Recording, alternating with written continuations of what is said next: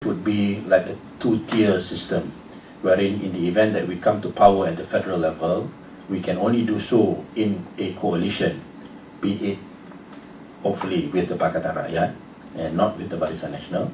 Then the states like Kelantan or Terengganu or Kedah, where you have a very strong Muslim majority and they opt, you can have a referendum and they opt for the implementation of Islamic law, that these states be allowed to implement it.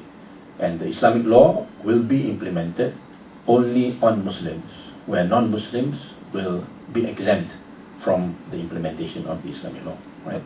So it's talking about hudud in particular, right? In particular, yeah, hudud in particular. And that is the position that the party has taken. And there are Quranic verses and historical precedents where, say for example in the state of Medina, where the Prophet allowed the Jews to follow their own laws according to the Bible, or according to the Torah in particular, according to the Torah, and the Muslims follow that which is prescribed by the Quran. Right? So that is the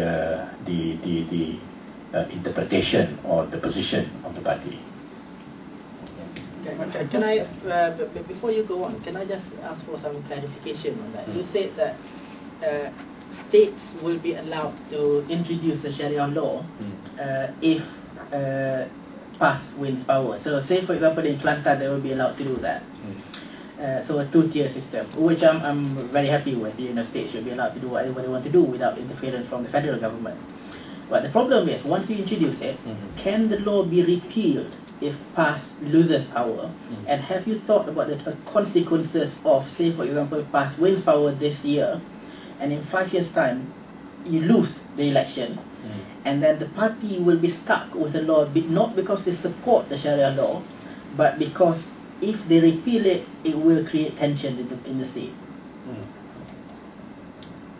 Well, I think in the final analysis, if we lose power, if it is in the state or in the federal government, then if we lose power at the federal government, but we still have the support at the state level, then it will be up to the federal government to decide whether they want to repeal the implementation of Islamic law in Kelantan, for example, or whether they will allow it to continue the implementation.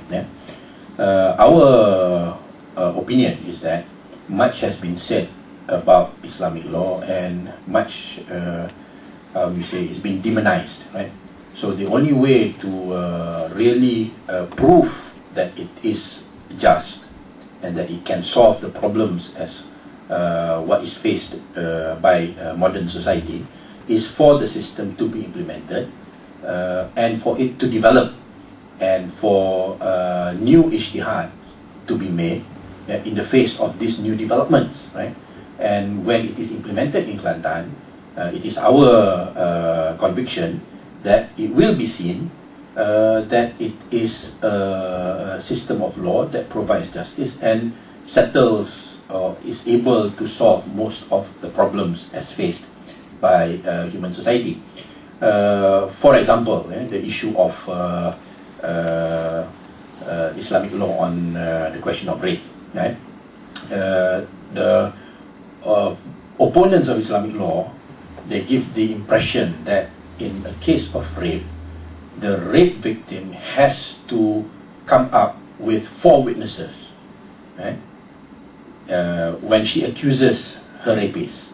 Whereas this is, from my understanding, is completely untrue, because what the Islamic law talks about adultery, when it says that a person who accuses another person of adultery, so this is a third party, right, accusing 2 people of adultery, and the third party has to bring 4 witnesses, wherein the objective of the Islamic law is to prevent people from making slander and making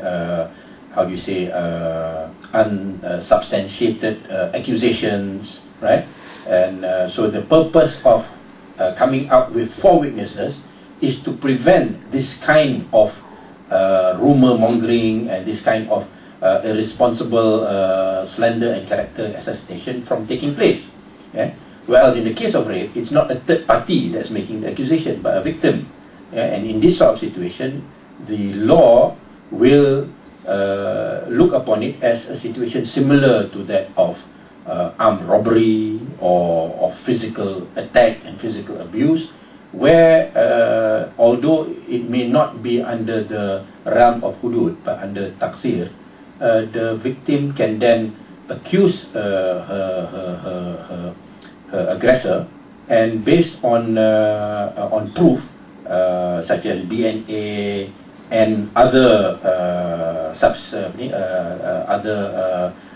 items of proof, the aggressor can be found guilty and can be punished according to the laws of takzir.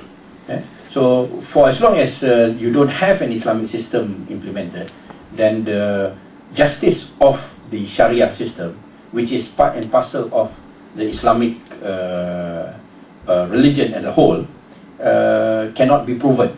Yeah? And all these attempts to demonize it and to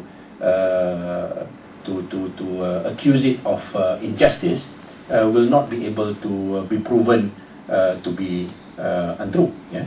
So that's why, from our perspective, what we want is, when we have the coalition in federal government, then one of the things that PAS will insist is that for those states where the people have a referendum, they want the implementation of Islamic law, that they be allowed to do so.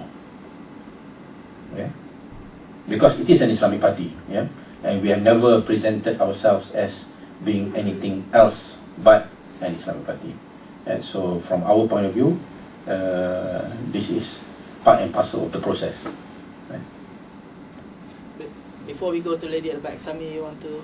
No, later, because Okay, I think please. it had a hand long. I'll come back to your something I wanted to interject earlier on. Yeah, it might be the same thing. I was just going to follow up on your response to implementing Islamic law, and it seems very black and white. If, for non-Muslims, for Muslims and for non-Muslims, but Malaysia of today is not black and white. We're not just non-Muslims living with Muslims. It's crazy. You can't really describe how we all intersect. So I mean, the reality of it is quite different from the theoretical, and how are you going to reconcile that? And that was also related similarly to what you responded about earlier about the MPs in Selangor who were facing difficulty with imagining themselves debating with, but PAS's line is that it's justice for all. Yeah. So how can you have justice for all if you're thinking about, Muslims, non-Muslims? So again, it's how do you reconcile the reality with your ideals? So that's my question. Yeah.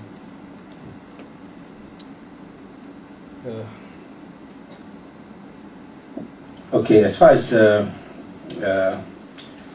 Islamic law is concerned, right, the question of hudud, there are very specific and very limited issues, right? One is adultery, one is theft, right? Armed robbery, right? And these specific punishments are to be implemented on the Muslims in the event that all the conditions prerequisite to its implementation are met, right? So the question of drinking alcohol, question of gambling, right? So I think in that context there's no problem for it to be implemented, but all other laws in terms of social interactions, in terms of economic dealings and all that, these are not a problem. Right? It just carries on. Right? So for it to be, how do you say, dissociated, in terms of when the perpetrator is a Muslim, then the punishment is such and such.